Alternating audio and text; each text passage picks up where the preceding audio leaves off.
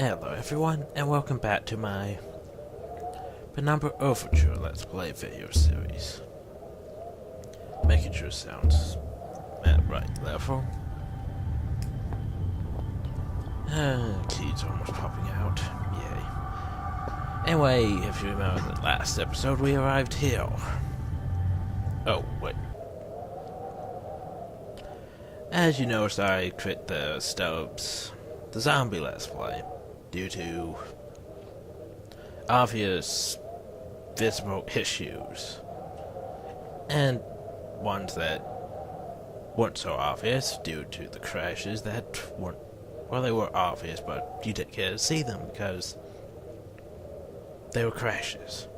Anyway, that was odd.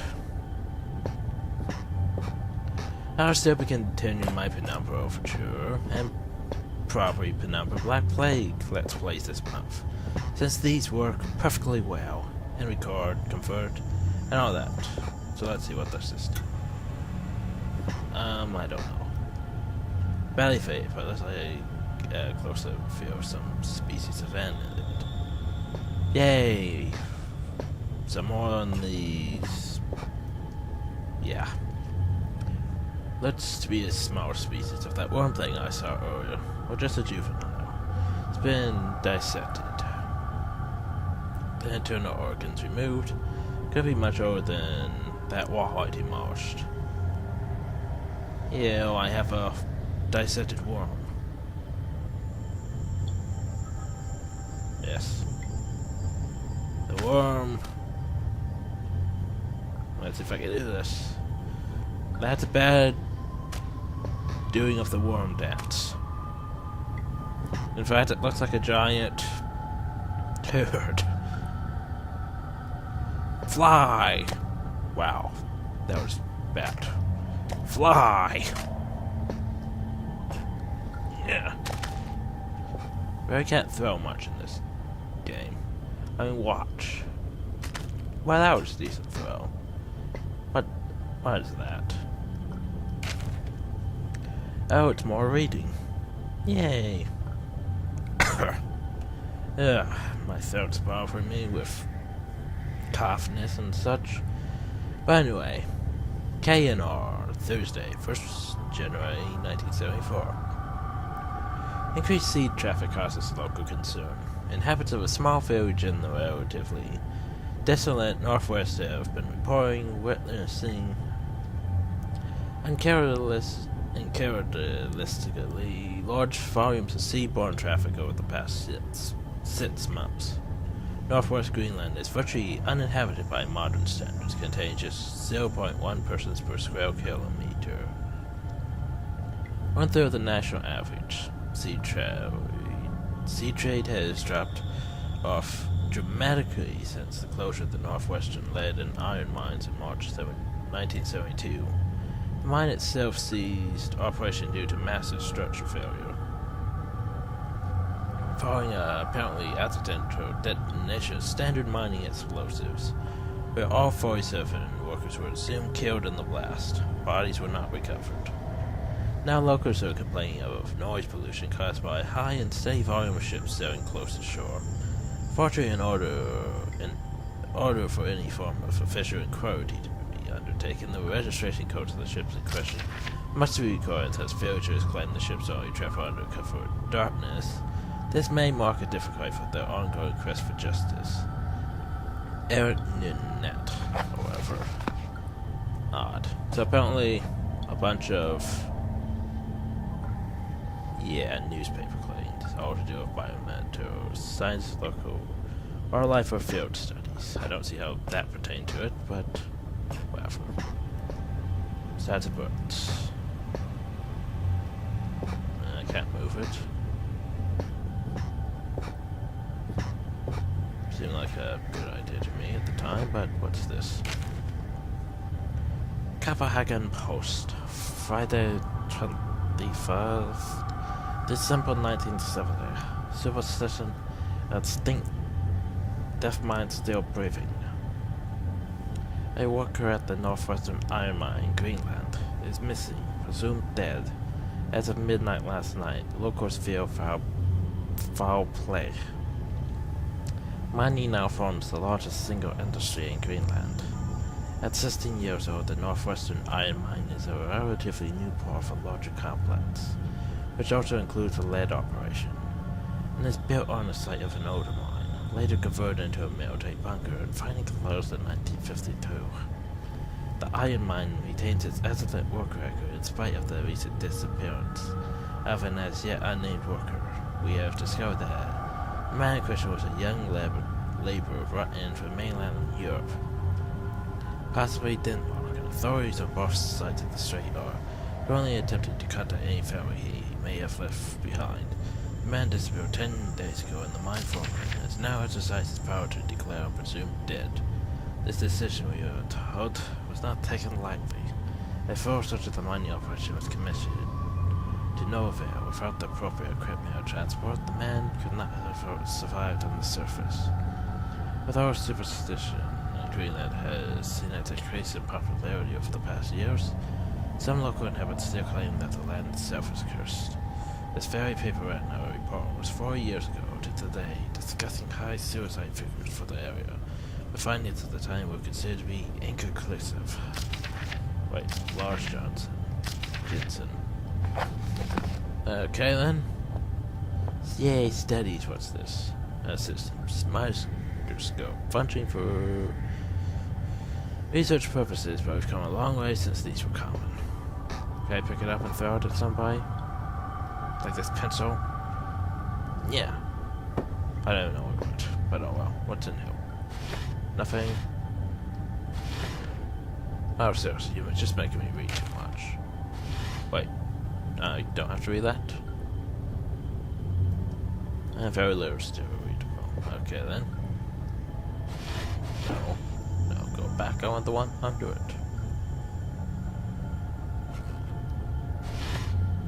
Okay, be that way.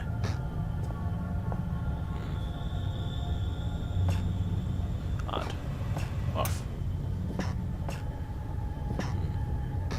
Anything else of interest? Nope.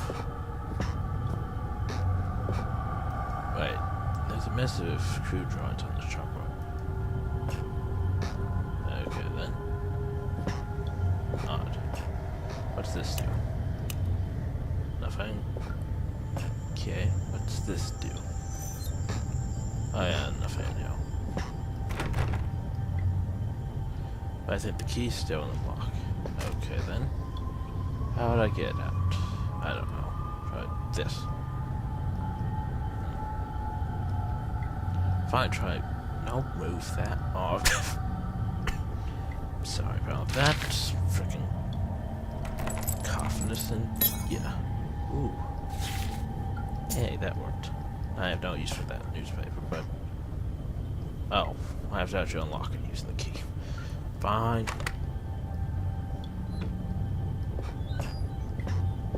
That does not look good. That does not sound good.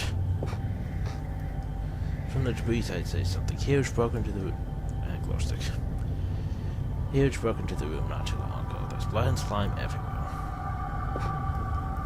Whatever happened here, someone must have had been in a great deal of pain. That doesn't sound good. These cameras are damn something violent went on in here. Man, what the hell are these? Wait, there's a paper here. Oh, yay, more reading. Professor. There were. How do I read this? Professor, they are biomedical journalists have Dr. Patrons. I can't read that. Something PhD. Complete between the dates of 3rd of March 1969 and 1st January 1972 at the Northwestern Research Station within the Northwestern Iron Mine with the permission of Delta Mining Corp. Application is selected extras left at the disposal of mining foremen. Subject study genus Rhydocophila, commonly gray rockworm. Aim to investigate the abnormal presence of the caddis in the Greenland rock. Method collection of samples, if indeed they can be identified correctly. Standard series of testing, observation and dissection. Personal notes. Upon arrival at the mining facility, I was immediately stunned by the sheer volume of fauna that finds a way of life down here. Despite the conditions in general, one would assume that the species whose natural habitat is past a certain depth would find the intrusion of human activity to a greater threat to remain in place. However, almost the exact opposite seems to be the case in this instance. It's curious that certain areas of the mine appear to be entirely without life of any kind, and yet our deeper areas are teeming, and were the situation permitting, I would embrace the opportunity to commit further time to the study of these organisms. However, the purpose of my studies is to continue to be this unnecessary cause. Me, apparently. Finally wait, oh, that's a different voice. Oh, I get it. Professor's the first guy, and this here's some other guy. Finally, some writing paper. Look at me, just using up the pages to scroll down whatever comes into my head. Ha! What is this stuff anyway? Some kind of research paper? No matter, it's paper all the same. I can finally record what's been happening down here. Or I suppose about a year now. Must be near the end of 2001 by now. Huh.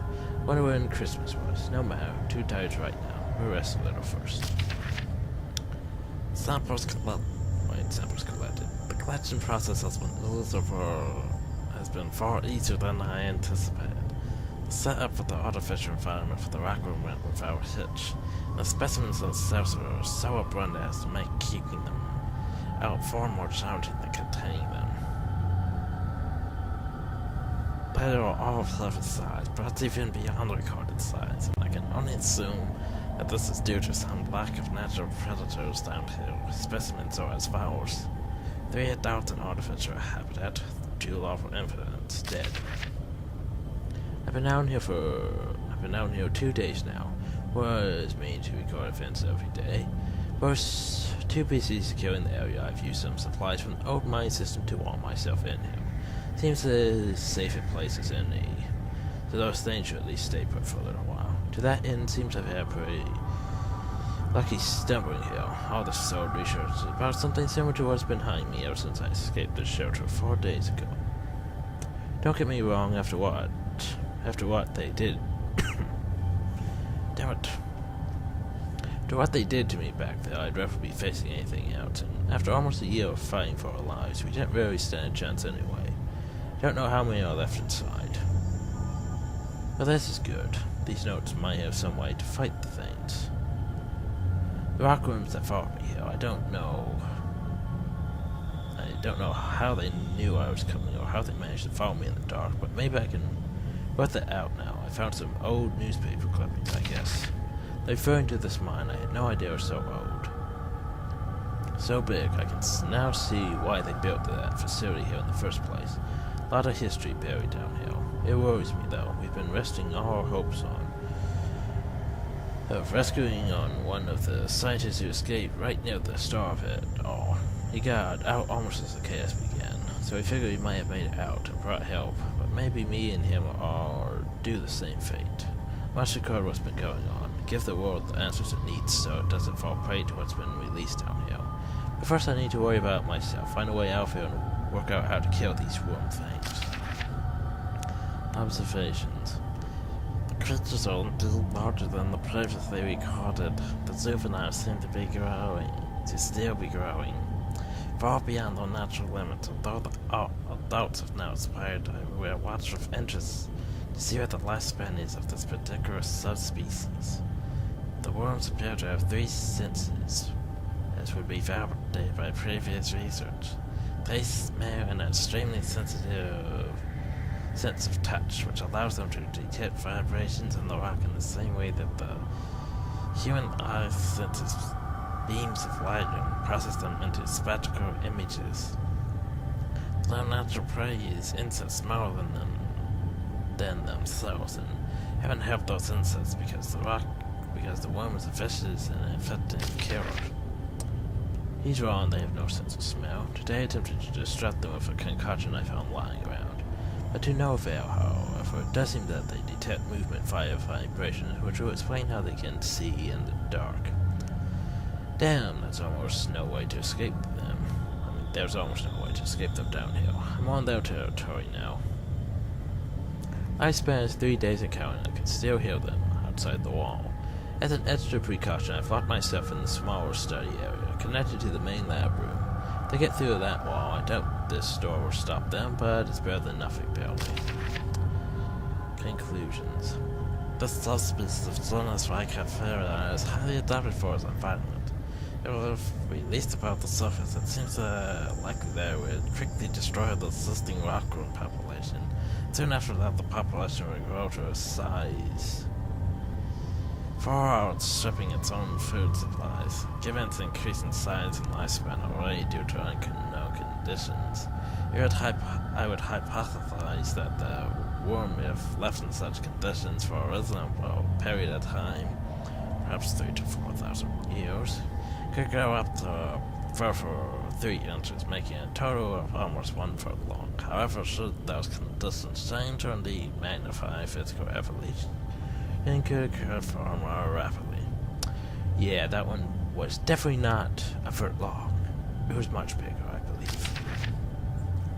It's the 5th day today, and I swear they have begun to surround my location. I can't tell whether or not they have breached the wall I built, but I'm certain they've entered whatever area surrounds this room. The future looks increasingly bleak. I intend to record here the events of the past year in the hope that perhaps what occurred could be contained or driven away. Now I realize I could write all I want, no one will ever make it down here to read it. So I write this now. Good question. I have no answer. All I do know is I'd rather take my own life than die at those jaws of those hideous monsters. I have tied a noose. Those monsters may feed on my corpse, but they won't take my life. Okay. That worries me. Boom. It's an artificial habit. Those things are long dead. I think I know how they found not being able to get out. That still worries me. Somewhat, I suppose that's one of. Yeah. Square slug. Ew. Ew. Ew, why did I do that? What's this do? Holy fuck.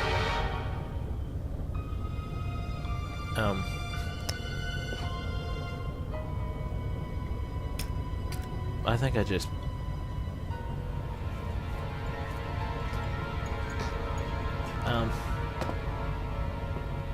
Okay. Okay, getting my composition here. They left the blood lonely is deep. I can't even tell if there's any sense to this. The shrines grow out everywhere. Must be violent. That was creepy. What the fuck? While you hunt for those delicate, melt-in-your-mouth nonsense, red. There are places you should not go, for fear of death. The Reaper lives here, just like you and I. And just like you and I, he must ingest the living flesh of those less fortunate than him. There is a small place that I do not want you to visit, even on your holidays, because it is dark and evil place that I've been. When the darkness has overwhelmed my small decaying mind, some bad things have flowed from my mind and through my pen. The brilliant blue ink itself seemed to turn to blood into my grace. And by the way, should you turn peckish, red is at its finest sautéed with a little engine oil. Okay then. Well, I'm officially disturbed. I guess I got all I needed from here. So yeah, I'm just going to leave and hope I don't get eaten. Sounds like a good idea. That was creepy.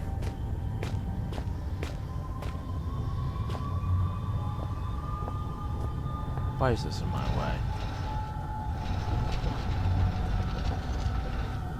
Oh. Yeah, back outside. Also, yeah, I'm still keeping the FPS on. I know it sort of breaks the atmosphere, but helps me know if I'm actually recording.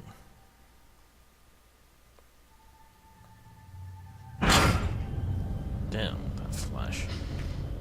Oh, yeah, that's right. Yeah, we're gonna leave off here for now. Hope you all enjoyed so far. Thank you all and have a nice day.